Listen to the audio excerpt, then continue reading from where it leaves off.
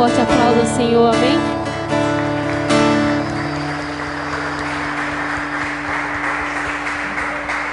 Glória a Deus. O pastor está no banheiro, gente. Aleluia, aguarda aí um pouquinho.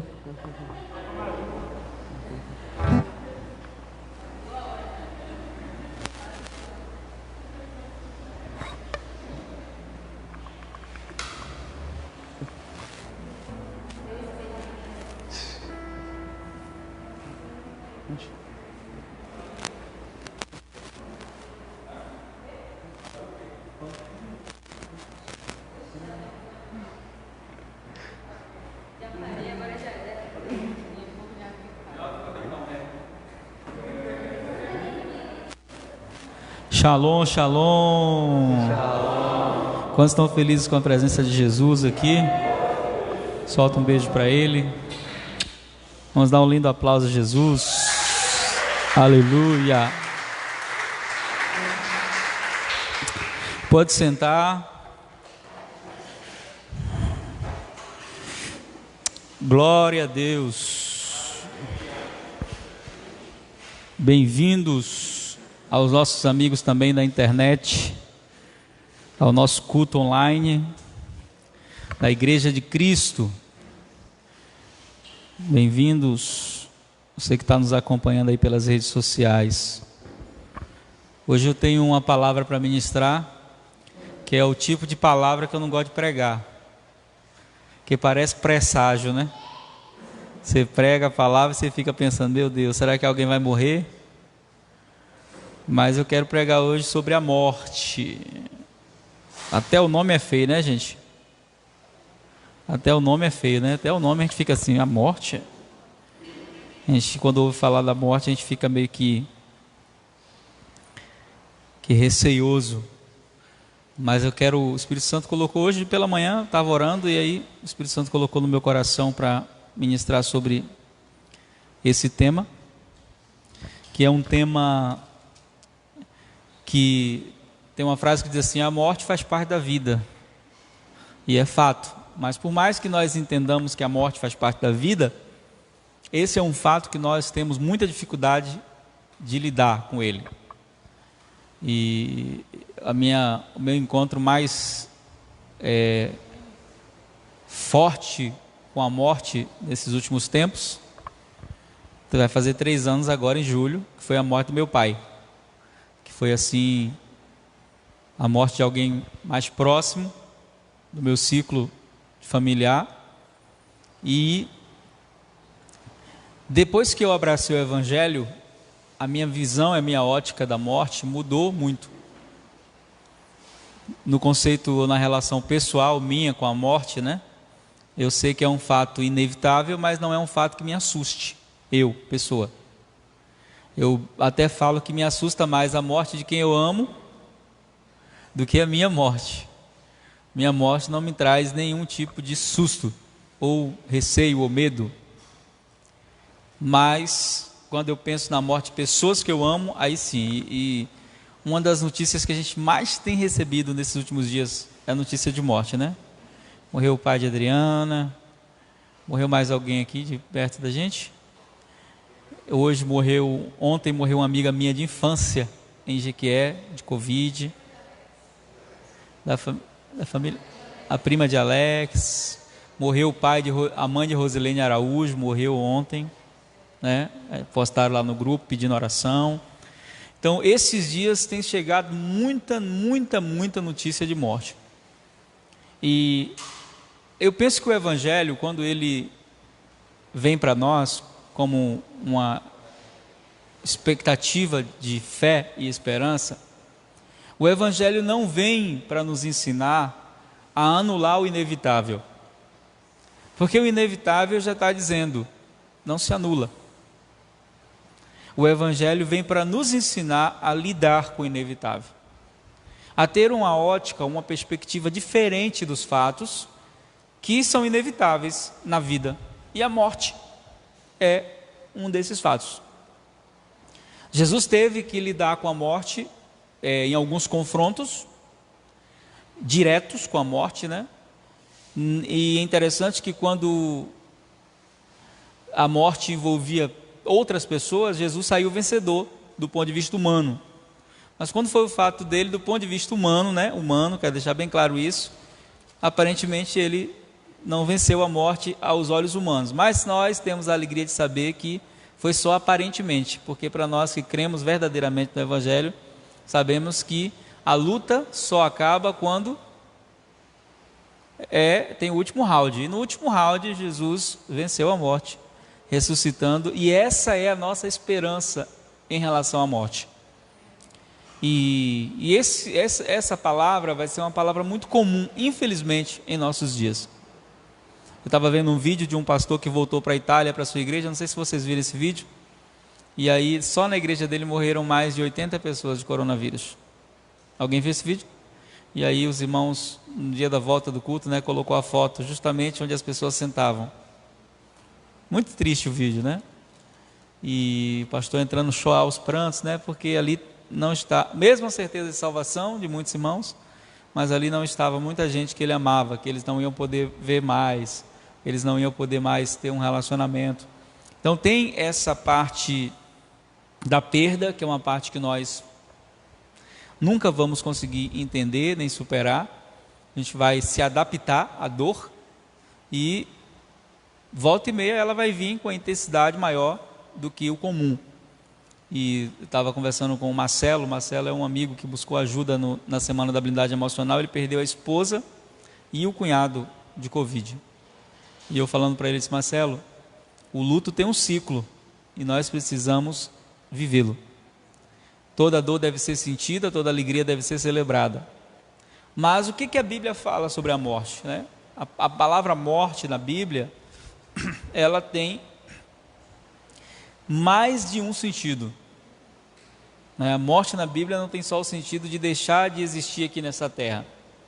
E biblicamente falando, né, eu quero que vocês abram a Bíblia de vocês em Gênesis capítulo 2, por favor. Gênesis capítulo 2.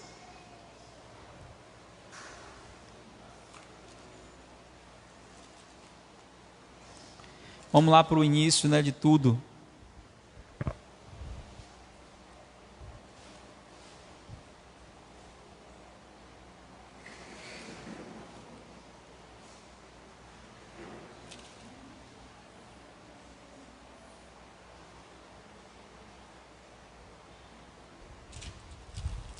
Nós vamos ler o versículo de número 16. Versículo 16 diz assim: Ordenou o Senhor Deus ao homem, dizendo: De toda árvore do jardim comerás livremente. Livremente.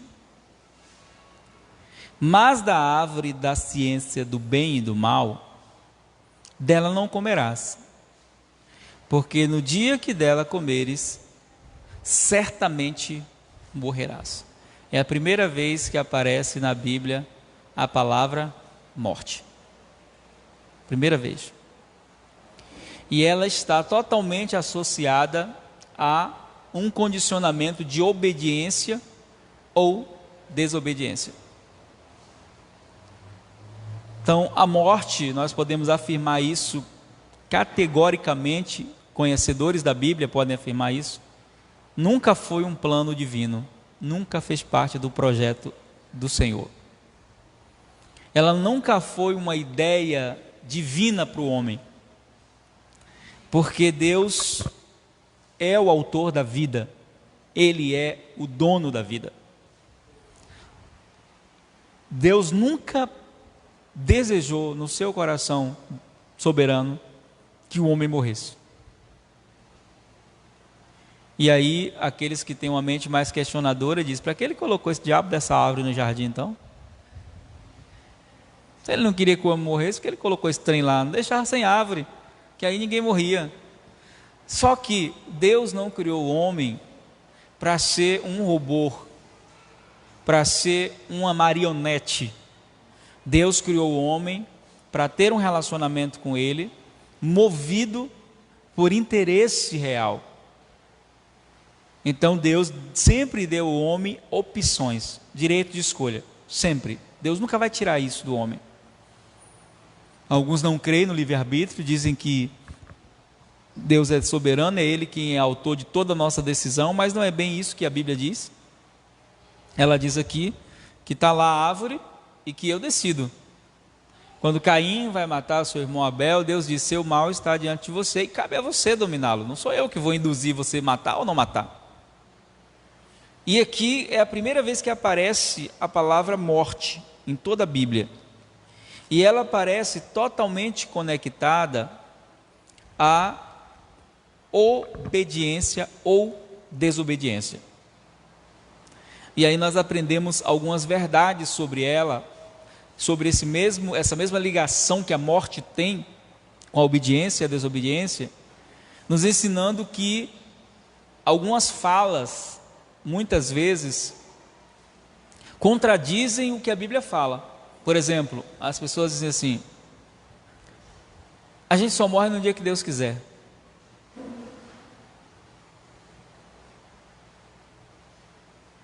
E a pergunta é: que dia que Deus quer?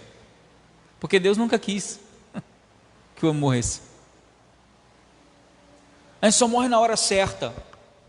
Mas não é muito bem o que a Bíblia diz, não, sobre a morte. A Bíblia vai dizer que você pode prolongar seus dias na terra. Ou seja, se você tem um prazo de validade de 80 anos, e você honrar seus pais e seu pai e sua mãe, e você honrar os seus pais, a Bíblia diz que por causa da honra aos seus pais, Deus pode prolongar os seus dias na terra. Então já está quebrando a regra de que tem, né, o dia certo. O dia já foi superado pela honra. Então a honra adia a morte.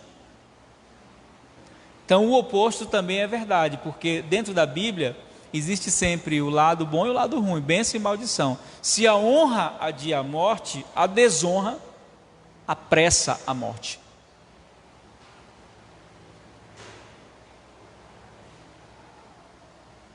Isso é fato.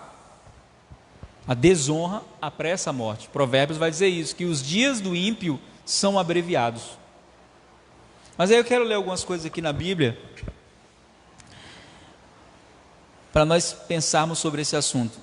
A morte como resultado do pecado é a primeira expressão de morte. A primeira expressão de morte é a morte como resultado do pecado. Depois disso, o homem entra na morte constante. Um filósofo cristão diz que nós já nascemos morrendo. A contagem regressiva começa quando a gente nasce. E não era essa a ideia divina, porque havia duas árvores no jardim. A ideia de Deus é que o homem continuasse comendo da árvore da vida para que os seus dias se prolongassem. Os rabinos dizem que a árvore da vida, que nós acreditamos que era o próprio Cristo também, prefigurado em uma árvore, a Bíblia não diz que tipo de fruto ela tinha, mas o fruto dela mantinha o homem, usando aqui um termo que a gente usa brincando, né, falando de filme, imorrível, imortal. Então tinha duas opções: tinha a árvore da vida, a árvore do conhecimento do bem e do mal. A grande verdade é que hoje continua havendo duas opções. O pecado continua existindo como um caminho de morte, mas Jesus, a árvore da vida, continua existindo como um caminho de vida. E a morte como fenômeno inexplicável, né? Eu gosto muito do filme O Alto da Compadecida.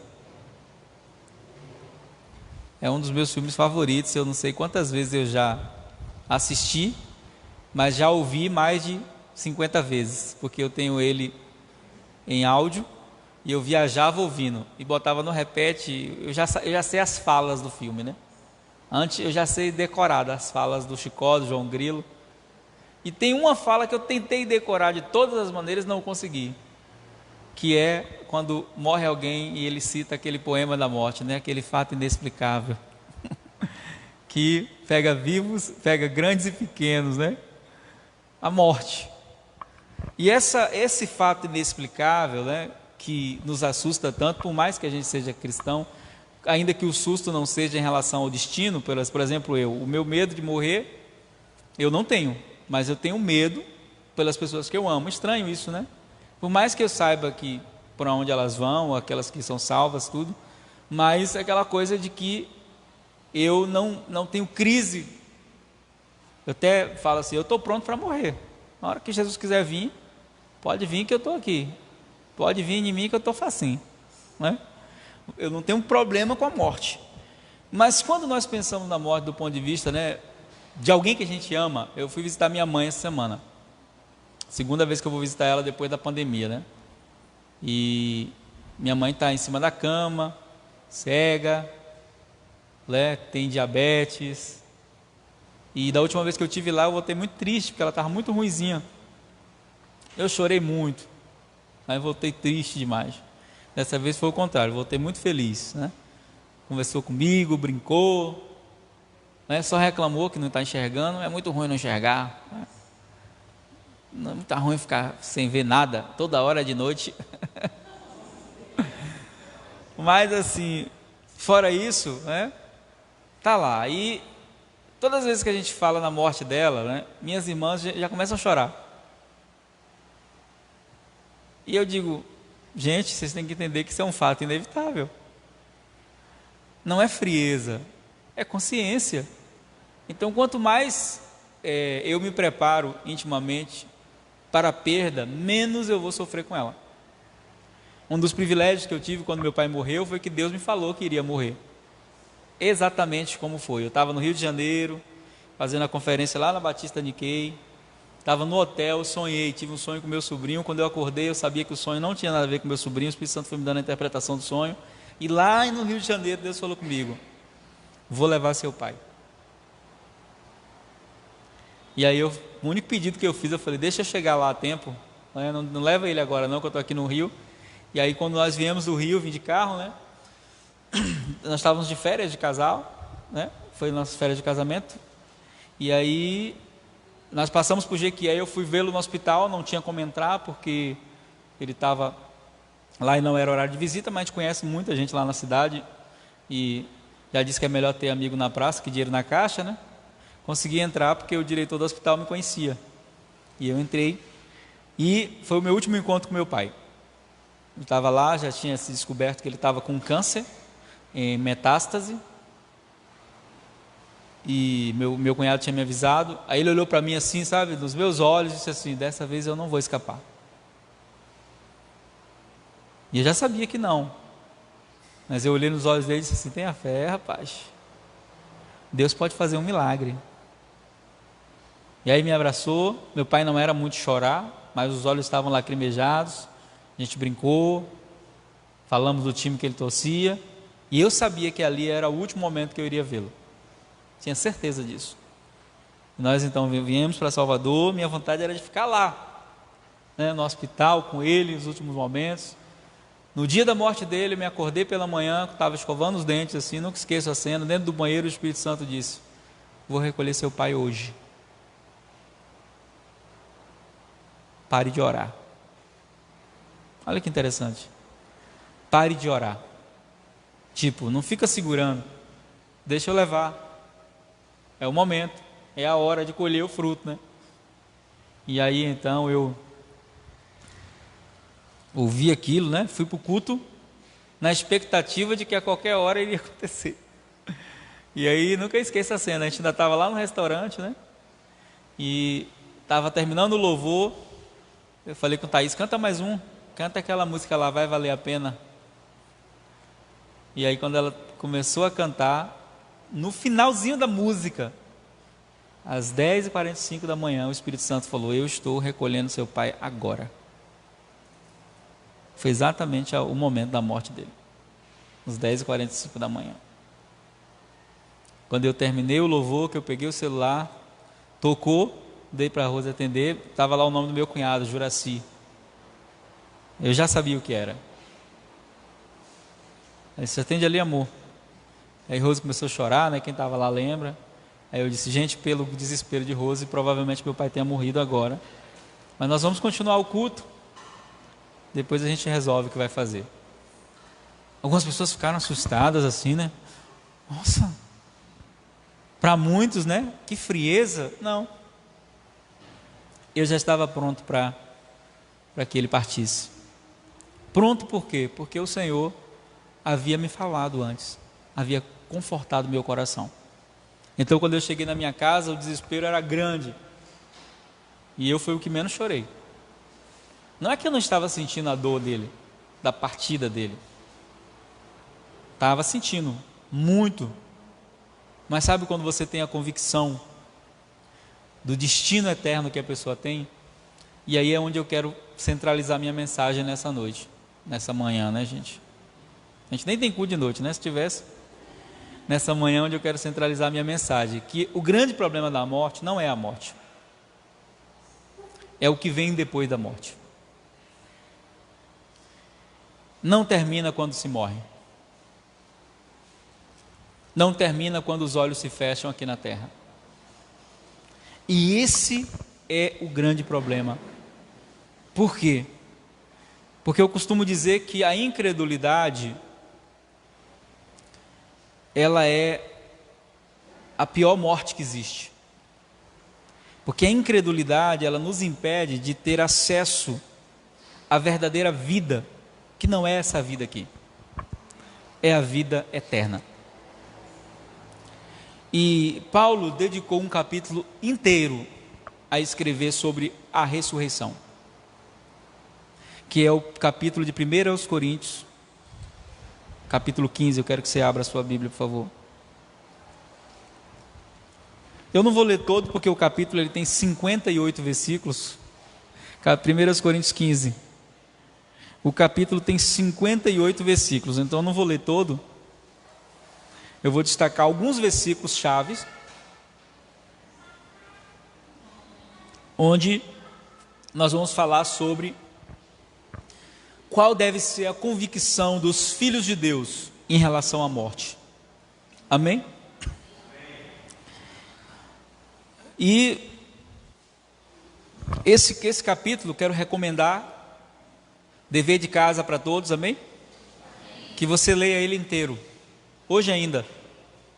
Você leia ele inteiro, são 58 versículos. Leia ele hoje ainda, inteiro. Eu li ali, meditando ali, não levei 10 minutos. Li devagar, remoendo, mas eu quero que você leia ele inteiro, porque o assunto aqui em questão é: existe ressurreição ou não existe? É o assunto do capítulo. Algumas pessoas estavam dizendo que a ressurreição é uma mentira. E nesse capítulo é onde Paulo define a centralidade da fé em Jesus e a relação que nós, filhos de Deus, temos que ter com esse fato inevitável, com a morte. Como é que eu devo encarar a morte? E Paulo, falando de uma maneira muito direta, é um homem que esteve face a face com a morte várias vezes. Só que a sobriedade e a clareza que Paulo tem ao lidar com a morte revela a convicção de alguém que sabia para onde estava indo. Um dos episódios mais fenomenais da vida de Paulo é quando acontece o naufrágio. Eu não sei vocês, mas eu morro de medo do mar. Morro de medo do mar. Tenho vontade de fazer um cruzeiro, porque eu me sinto seguro naquele bichão grandão, né? Mas não me chame para pescar num barco pequeno que eu não vou. Não, até para atravessar de ferry-boat eu fico orando e olhando para os coletes, né? Eu não sou muito fã do mar. Eu sei nadar, mas não confio na minha capacidade de nadar. Ainda mais se você não pratica. O que pode acontecer, você pode cansar rápido, você pode ter uma câimbra, pode morrer, não tem jeito. Então, eu não sei você, mas eu tenho muito medo do mar. E Paulo viveu um episódio onde ele estava preso dentro de um barco. Ele era prisioneiro e começou uma tempestade furiosa no mar, e o povo começou a ficar desesperado. E aí depois, no meio disso tudo, Paulo se levanta e diz assim: gente, calma, o meu Deus, a quem eu sirvo, me apareceu essa noite e disse que nenhum fio de cabelo sequer. Olha, se ele dissesse que uma mão não vai quebrar, que um pé não vai quebrar, mas irmão, você dizer que a onda batendo na cara do povo e fio de cabelo não soltar, um fio de cabelo, ninguém vai se perder, nós iremos todos sobreviver. Acontece, o barco naufraga, todo mundo sobrevive. Quando Paulo chega na ilha de Malta, que eles estão fazendo um fogo para se aquecer, que ele vai pegar os gravetos, uma serpente venenosa pica Paulo. Os homens, né, que eram muito religiosos, cheios de secretismo, né, aquela coisa toda, eles olham e dizem assim: olha, Deus quer matá-lo, escapou do naufrágio, mas a cobra vai matar ele. Quem morreu foi a cobra. Paulo sacudiu e a cobra caiu dentro do fogo e morreu. E ele, o veneno, né, se cumpriu, que já estava escrito isso, quando Jesus deu ide, ele disse, né, se forem picados por alguma serpente ou qualquer ser venenoso, não farão dano algum. Não pode pegar a serpente e fazer o teste, como tinha uma igreja fazendo aí nos Estados Unidos, com cascavéis, e morreu um monte de gente envenenada. Não, não é isso que Deus falou. Deus falou o seguinte, que pode acontecer de você ser picado por um bicho venenoso, e você pode orar e reivindicar essa promessa.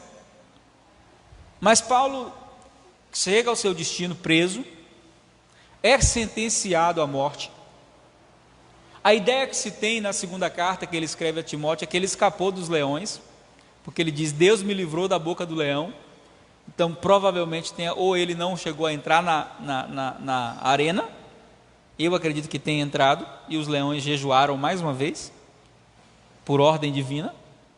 Mas aí ele sabe que agora não vai escapar da espada, ele está prestes a morrer, ele vai ser decapitado, ele tem certeza de que vai morrer.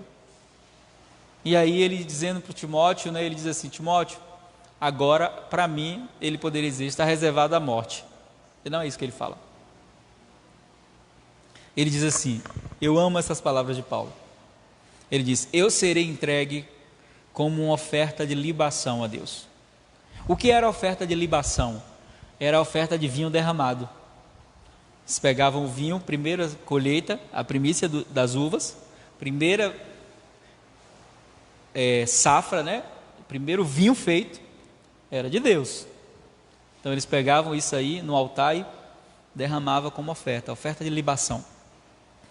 Ele diz: eu estou sendo oferecido como oferta de libação. Está falando do sangue dele caindo no altar, né? Porque ele acreditava que tinha um altar ali.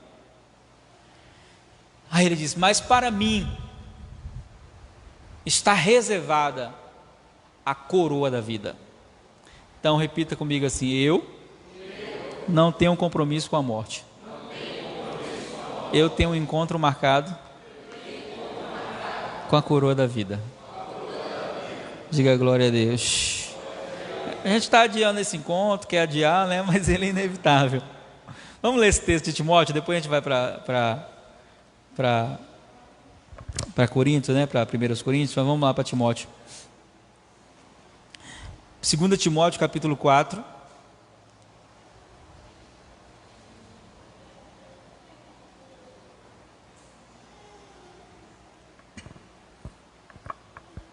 Segunda Timóteo 4, versículo 6, ele diz assim: porque já estou sendo oferecido por aspersão de sacrifício, e o tempo da minha partida está próximo. Desde agora a coroa da justiça me está guardada, a qual o Senhor, justo juiz, me dará naquele dia, e não somente a mim, mas a todos que amarem a sua vinda. Quantos amam a vinda de Jesus? Então, Maranata, ora vem, Senhor Jesus. E aí no capítulo 15 de Coríntios, ele escrevendo sobre a morte, ele vai falar algumas verdades muito poderosas, que precisam ser fortalezas mentais no seu coração, em dias onde a morte é um inimigo tão próximo. Porque a morte está batendo a porta de muita gente, nesses dias. De muita gente. E aí, 1 Coríntios capítulo 15, ele vai dizer algumas verdades aqui, eu separei alguns versículos específicos. Versículo 16,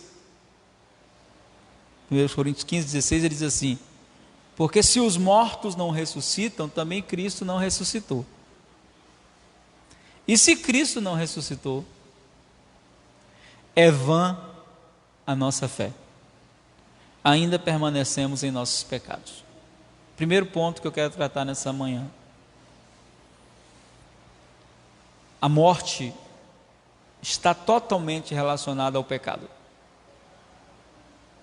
Por isso, para Jesus vencer a morte, definitivamente, ele teve que pagar o preço e o salário do pecado. E Romanos 6,23 vai dizer que o salário do pecado é a morte. Jesus morreu. Mas a morte apenas de Jesus não resolveria o problema, ele teria que ressuscitar. Então a nossa vitória não está apenas no fato de que Jesus morreu por nós, mas a obra de Deus é completa. Ele não só morreu, ele ressuscitou e ele se assentou aos céus por nós. Quando ele morreu, nós morremos com ele. Quando ele ressuscitou, nós revivemos com ele. Quando ele se assentou aos céus, Efésios 2,6 vai dizer que nós também estamos assentados com ele nas regiões celestiais em Cristo Jesus. Amém? Aí ele vai dizer algumas coisas importantes aqui. Ele diz assim: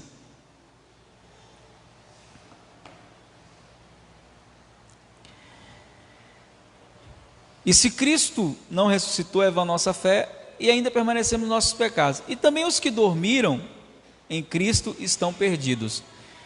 É interessante esse termo que Paulo usa da morte, porque Paulo repete a maneira como Jesus falava da morte. Jesus não dizia que as pessoas estavam mortas, ele dizia que as pessoas estavam dormindo. Eu estava conversando com Tita, né? Tita disse assim: eu não quero morrer agora não, papi, dormir deve ser muito ruim. Ficar dormindo a eternidade deve ser muito ruim. Louca, graças a Deus, né? Esse aí não ia ter problema de morrer, né? Porque dormia com ele mesmo. Você já treina para morrer. Mas, explicando essa expressão que a Bíblia usa de dormir, a minha pergunta é: você tem noção de tempo quando você dorme? Então, irmão, ninguém vai ficar a eternidade. Será que eu já vou acordar que horas? Não, é um sono, né? O dormir, que é o que diz aqui, né? Os que dormiram em Cristo estão perdidos. Se esperamos em Cristo só nessa vida, agora, somos os mais miseráveis dos homens.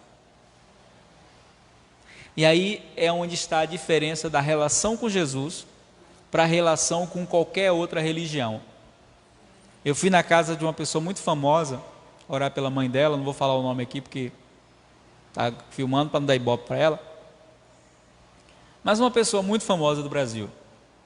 Fui orar pela mãe dela, que estava doente, e ela chegou na hora que a gente estava lá orando pela mãe dela. Aí ela sentou e começou a conversar, e aí, quando disseram que eu era pastor, né, que eu estava ali para orar pela mãe dela, ela começou a conversar e disse: eu creio muito em Deus, e eu creio que todos os caminhos levam a Deus. Eu disse: você está equivocada na sua crença, todos os caminhos não levam a Deus. Então Deus não está em todas as religiões. Eu falei: a busca por Deus está em todas as religiões, mas Deus não. A busca do ser humano por Deus está em todo. Quem está na macumba está buscando alguém superior. Quem está no espiritismo está buscando alguém superior. A busca por Deus sim, mas Deus não. Porque Jesus disse: eu sou o caminho. Ele não diz: eu sou um dos caminhos. Eu sou o único caminho. E ninguém vem, nem vai. Ninguém vem ao Pai se não for por mim. E aí ela me perguntou: então você acredita que todo mundo que está nas outras religiões estão perdidos? Eu falei: estão perdidos na sua busca, na sua crença, mas podem se encontrar. Mas na sua busca estão perdidos. Não os condeno, porque eles estão querendo buscar algo superior. É melhor do que não buscar nada. Mas estão buscando a pessoa certa no lugar errado. E o que faz diferença da relação com Jesus para todas as outras religiões? É simples demais isso. É que se você for em Meca, os ossos de Maomé estão lá. Se você for lá onde Buda foi enterrado, os ossos dele estão lá. Se você for em qualquer lugar onde o cabeça das religiões foi enterrado, eles estão lá. Mas quando você for em Jerusalém, você vai em Jerusalém ainda, amém? Amém. Você vai entrar lá, não é o túmulo verdadeiro não, é outro, né? A gente sabe que não é o verdadeiro, mas você vai entrar lá, no lugar que eles acreditam que seja, né? E vai estar escrito lá, ele não está aqui, ele ressuscitou. E é essa ressurreição que faz a nossa relação com Deus. Eu não estou usando a palavra cristianismo, porque eu não gosto desse termo, porque todo ismo é religião. Então o senhor não é cristão não? Não sou cristão, sou discípulo de Jesus. Jesus nunca foi cristão. Jesus não é autor do cristianismo. Jesus não é autor de nenhuma religião. Jesus não veio à terra implantar uma religião. Jesus veio à terra trazer o reino de Deus. E o reino de Deus não é um segmento religioso. O reino de Deus é um organismo vivo que se manifesta através de uma expressão chamada igreja. Jesus não veio instituir uma religião, ele veio estabelecer uma família de muitos filhos semelhantes a ele. Essa é a ideia de Deus. A religião, ela tenta aproximar o homem de Deus, mas não tem como. Eu dou sempre um exemplo que eu gosto de fazer, que é o seguinte, né, para você entender a diferença entre Jesus e as demais religiões. É muito simples, né? Chamar Gabriel aqui, vem aqui Gabriel, vem aqui Cleber, os dois aqui na frente, para dar esse exemplo, que é um exemplo que eu dou no meu seminário de intercessão, para você entender o que o Evangelho fez conosco. Vem cá os dois. Aí a gente tem que voltar lá para o início, né? Está aqui Deus, negão, né? Está aqui Adão. Então antes da queda, como é que o homem estava ligado com Deus? Dá as mãos aí os dois. Deus estava assim com o homem, mãos dadas, unido, caminhando juntos. A ideia de Deus era que esse caminhar durasse para sempre. Mas quando o homem pecou, o homem se afastou de Deus. Vai se afastando aí um pouquinho, tira o banco aqui. Afasta mais um pouco aqui. Será que está filmando ali? Vê ele se está pegando Gabriel, vê ele. Está pegando? Então, o homem se afastou. Não foi Deus que se afastou do homem. Foi o homem que se afastou de Deus. Isaías 59 diz que os nossos pecados fazem separação entre nós e Deus, não entre Deus e nós, porque no dia que o homem pecou, Deus foi atrás do homem. Deus não se afastou. Quem não estava lá no lugar do encontro não foi Deus, foi o homem se escondeu, porque a morte entrou e deflagrou processos no homem. Qual os processos que a morte espiritual deflagra no homem? Medo, fuga, culpa, vergonha. Todos esses processos ainda são deflagrados hoje quando a gente peca. Quando você peca, você não quer orar, você não quer falar com Deus, você fica com vergonha de Deus, você acha que Deus não vai te ouvir, que Deus não quer nem olhar para você. Isso não é verdade. A mão do Senhor continuou estendida para o homem, continuou estendida. Só que a distância que o pecado provocou no homem, né? Tenta pegar aí na mão dele, daqui de onde você está, sem se mover, se esforça aí. Não tem como. O nome disso que ele está fazendo é religião. O que é religião? É o homem tentando, por esforço próprio, alcançar a Deus, cumprindo ritos, obedecendo regras. Impossível. Então só Deus poderia trazer uma solução para essa quebra. O que é que Deus faz? Deus envia Jesus. E o que é que Jesus faz? Jesus põe uma mão em Deus e outra em nós. E Ele conserta o que se quebrou. Então hoje, quando Deus olha para o homem, os olhos de Deus passam por Jesus. Hoje, quando o homem vai falar com Deus, vai orar, a oração do homem tem que passar por Jesus. Ele disse: vocês orarão ao Pai em meu nome. Eu não posso chegar diante de Deus e dizer: ó, eu sou Gabriel, estou aqui, vim falar contigo, viu, Deus? Não é assim. Pai, eu estou aqui em nome de Jesus.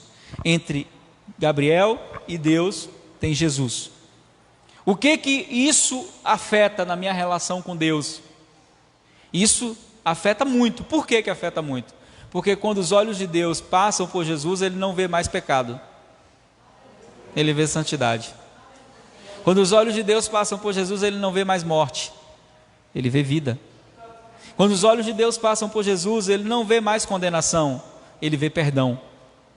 Eu não sou aceito pelo meu esforço. Nenhuma religião, por mais perfeitinha que seja, pode fazer com que o homem reconecte-se com Deus. O único mediador entre Deus e os homens é Jesus Cristo, homem. Não é Jesus Cristo nem Deus. Ele se fez homem, porque quem caiu foi o homem. E nessa queda do homem, o homem precisava de um mediador que colocasse uma mão em Deus e outra nele. E Jesus já fez tudo. Vamos dar um aplauso a ele? Obrigado.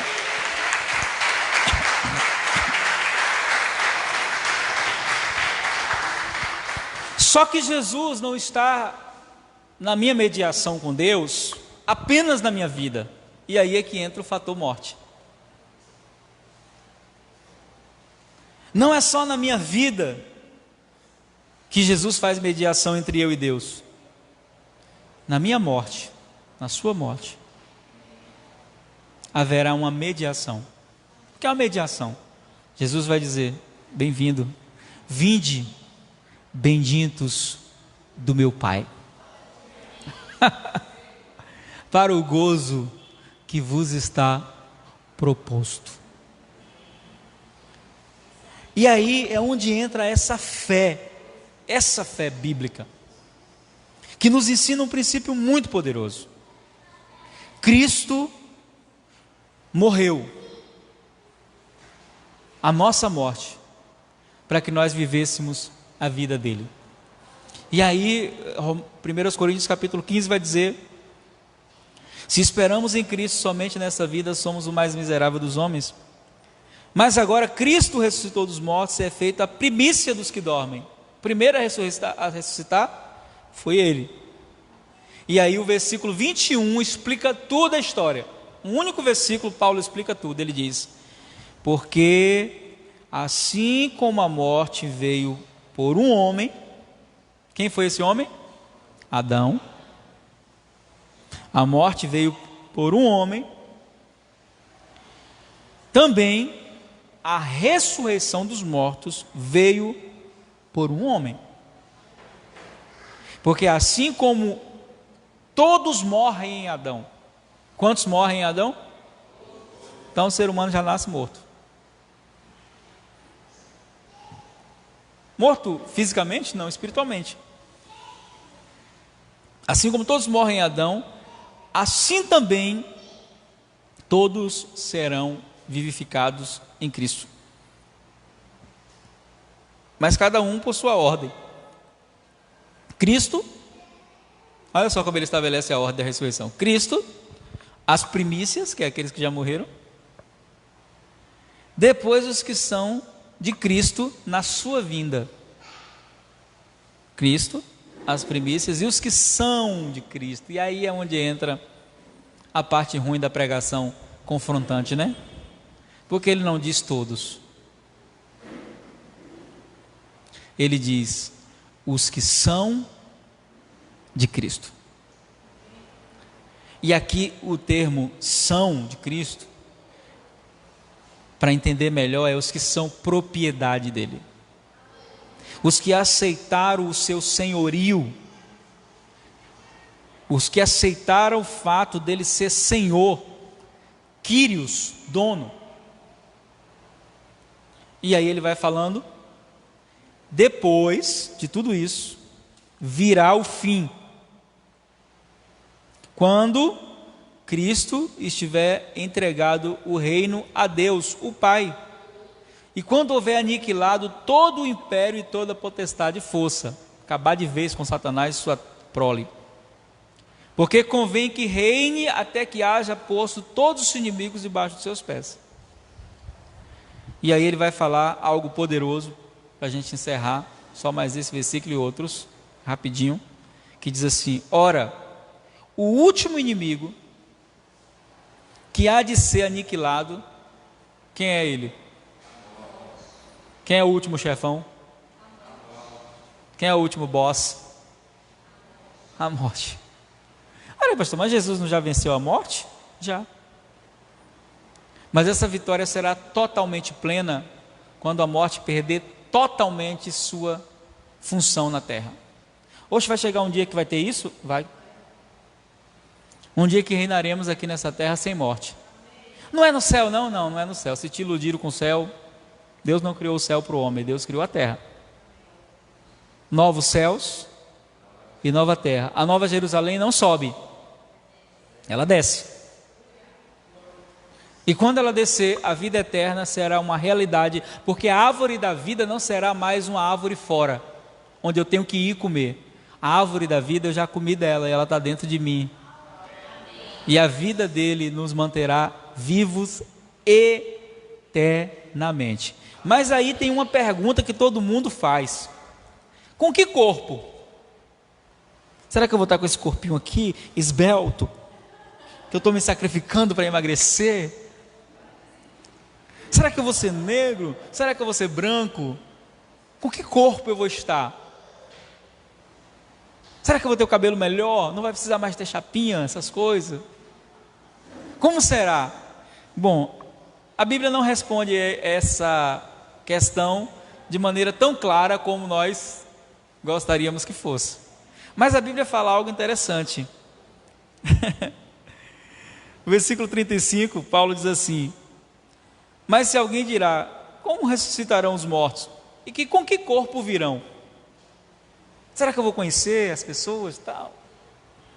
Ele diz assim: insensato. O que semeia não é vivificado se primeiro não morrer. Aí ele dá um exemplo interessante. E o exemplo que Paulo dá, se a gente for pegar o exemplo que Paulo dá, nós vamos entender que nós não teremos o mesmo corpo. Porque ele dá o exemplo da semente. Ele diz: a semente é semeada, mas ressuscita com um novo corpo. Aí ele vai dizer: quando semeias, não semeia o corpo que há de nascer, mas sim o simples grão, como de trigo ou de outra qualquer semente. Mas Deus dá-lhe o corpo como quer, e cada semente o seu próprio corpo. Quando Jesus ressuscitou, você sabe que ele apareceu com vários corpos diferentes. Quem sabe disso? Que ele apareceu com várias aparências diferentes. Quem tem ideia disso? Tem consciência disso? Teve momentos que não reconheceram ele. Por exemplo, alguns momentos que Jesus apareceu, ele estava com outra aparência, porque os discípulos olharam e não sabiam que era ele. Então, ele diz: nem toda a carne é a mesma carne. Um é a carne dos homens, tal. Aí ele fala algo interessante no versículo 40, ele diz: e há corpos celestes e corpos terrestres, mas um é a glória do celeste e outro é a glória do terrestre. Aí ele vai dizer: há uma glória do sol, tal. Benjamin? O que está acontecendo? Saudade da igreja, né? Nunca mais veio. Abriu fuga, não foi? Corre, Gui. E aí ele vai falar aqui no versículo de número 45: assim também está escrito: o primeiro homem, Adão, foi feito alma vivente, o último Adão, espírito vivificante.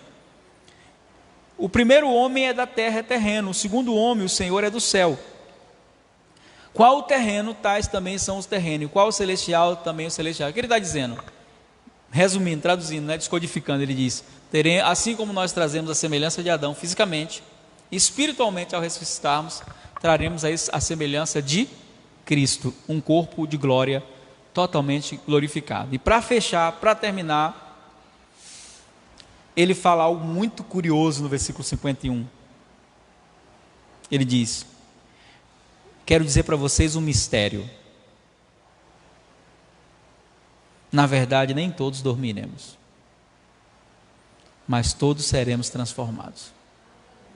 Ele está dizendo: alguns podem não morrer, Que geração ele está falando? A geração que vai ter o seu encontro com Cristo. Sinceramente, a morte não é um plano meu, não. Eu ficaria muito satisfeito de fazer parte dessa geração aqui, que não vai encarar a morte. Que eu ia ter que ver ela só na hora dela ser extinta, né? E dizer, não me pegou, se deu mal.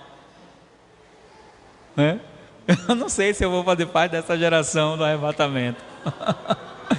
Mas eu ia zoar a morte, viu? Eu ia dizer, se deu mal, não me pegou. Não. É?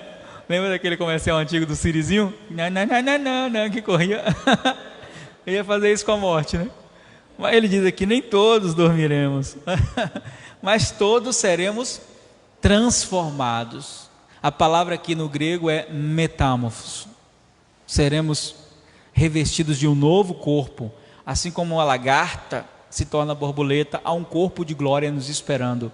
A minha esperança é essa é a minha fé. Amém? Morte para filho de Deus não é prejuízo, é promoção. Né? É deixar de andar de lata véia para rodar numa Lamborghini celestial, meu irmão. Um corpo novão, ó. Você nem vai lembrar desse aqui. Você vai dizer, eu era tão bonito, era nada. Bonito é agora, cheio da glória de Deus. E aí, ele diz assim, né? O grande hino da vitória sobre a morte. Paulo dizendo, né? Inspirado pelo Espírito Santo, ele diz assim, versículo 54. E quando isto que é corruptível, nosso corpo, se revestir do incorruptível, e isto que é mortal se revestir da imortalidade, então cumprir-se-á a palavra que está escrita, vencida foi a morte na vitória. E nós cantaremos o hino da vitória dizendo, onde está, ó morte, o teu arguilhão? Onde está, ó inferno, a tua vitória? Ora, o arguilhão da morte é o pecado, e a força do pecado é a lei. Mas graças a Deus, que nos dá a vitória por nosso Senhor Jesus Cristo. Amém.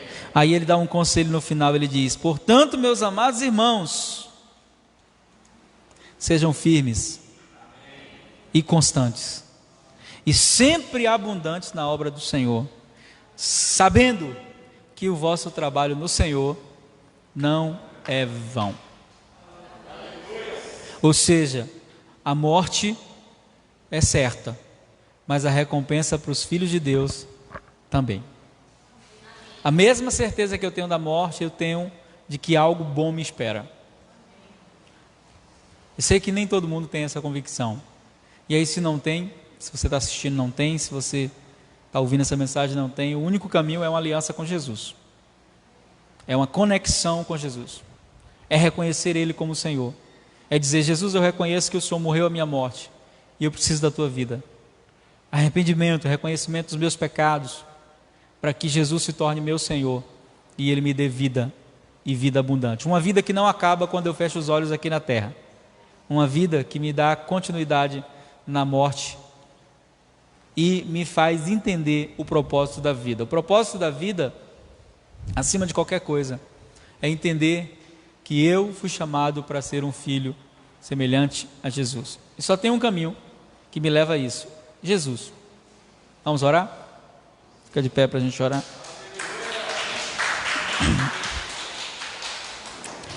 Senhor Jesus, nós queremos te agradecer pela tua morte, pela tua ressurreição, pela tua vida. Queremos te honrar porque o Senhor, ao terceiro dia, ressuscitou. E nós queremos te dizer nessa manhã que nós cremos no poder da ressurreição. Que por mais que as notícias de morte estejam vindo, por mais que as certezas em relação à morte se estabeleçam a cada notícia ruim que chega, nós queremos dizer que o nosso coração está confiado em Ti, que a nossa vida está segura em Ti. Nós queremos Te louvar, porque nós temos certeza de que porque o Senhor vive, nós podemos crer no amanhã. E não é o amanhã da nossa semana, é o amanhã depois dessa vida. Nós temos certeza de que a Tua morte resolveu todos os nossos problemas com Deus. E nós queremos Te louvar nessa manhã por essa morte que nos perdoa, que nos justifica, que nos glorifica, que nos faz assentar em lugares celestiais. Que o poder da tua ressurreição opere em nossos corpos mortais, trazendo cura a toda enfermidade, porque a tua vida já está em nós. Por isso, se tem alguém enfermo nessa hora, que o poder da vida de Jesus se manifeste no seu corpo físico. E envia anjos agora, Pai. Toca as pessoas nos hospitais, toca as pessoas que estão precisando de um milagre do Senhor. Tu és o Deus do milagre. Nós cremos também no teu milagre, e que o Senhor possa estabelecer toda a tua vontade, todo o teu querer na vida dos teus filhos. Te louvamos porque cremos na tua bondade. Oramos pela vida de Rosilene nessa hora, que o Senhor console o coração dela. Queremos orar nesse momento pelo pai de Gabriel, te pedir que o Senhor toque ele ali naquele hospital, que o Senhor toque com cura. O Senhor é o Deus que cura, o Senhor é o Deus que traz milagres, Senhor.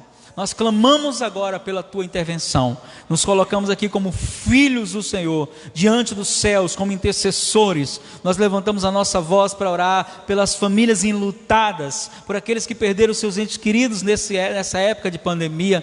Que o teu Espírito Santo os console, que o teu Espírito Santo traga sobre eles esperança. Nós oramos agora por aqueles que estão enfermos nos hospitais. Queremos te pedir, Senhor, toca-os com o teu poder de cura, faça com que a maldição seja transformada em bênção, trazendo milagre sobre a vida dessa pessoa. Te bendizemos nessa hora, te honramos, te louvamos, te glorificamos, em nome de Jesus, amém.